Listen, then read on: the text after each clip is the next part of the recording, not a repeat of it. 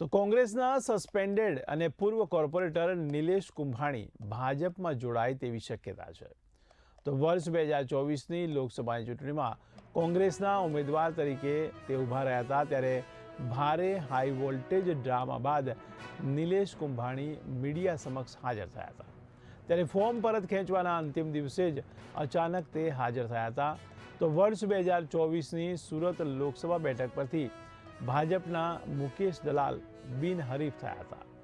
ત્યારબાદ કોંગ્રેસ પાર્ટી દ્વારા તેમને સસ્પેન્ડ કરવામાં આવ્યા હતા, જ્યાં હવે ભાજપમાં જોડાવાની શક્યતાઓ પ્રબળ બની ગઈ છે.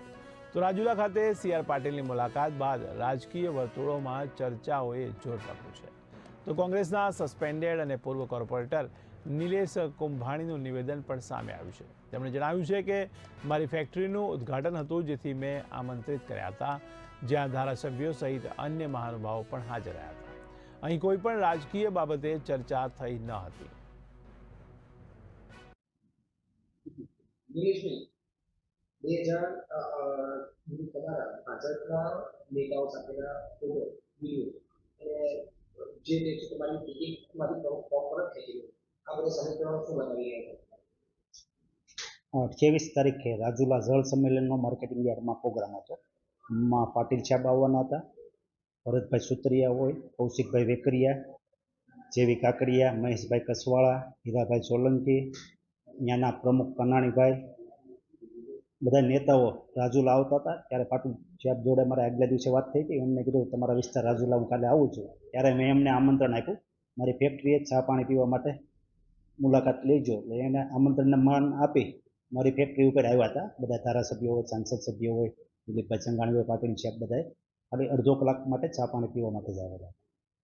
તો શું બતાવે તમે કહેવાતા કે કોંગ્રેસ તમે લઈ ગઈ છે, પહેલા પણ બધી હવે આ સાબિત કરી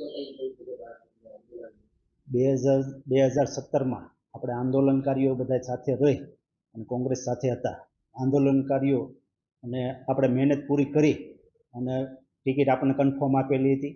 2017માં આપણે કાર્યાલય ખોલી હતી, ડોર ટુ ડોર હતા. છેલ્લી ઘડીએ આપણું મેન્ડેટ બીજું આપ્યું હતું, છતાં આપણે પૂછ્યું બીજું મેન્ડેટ આપવામાં આવ્યું. ત્યારે એમ કીધું ના, તમને મેન્ડેટ મળ્યું, ફોર્મ ભરી.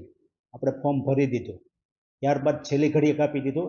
આ વખતે કાર્યકર્તાઓ, ઠેકેદારો, આગેવાનો બધા કહેતા હતા આ વખતે ચૂંટણી નથી લડવી, છતાં મેં ફોર્મ ભર્યું, લડવા માટે મહેનત કરી.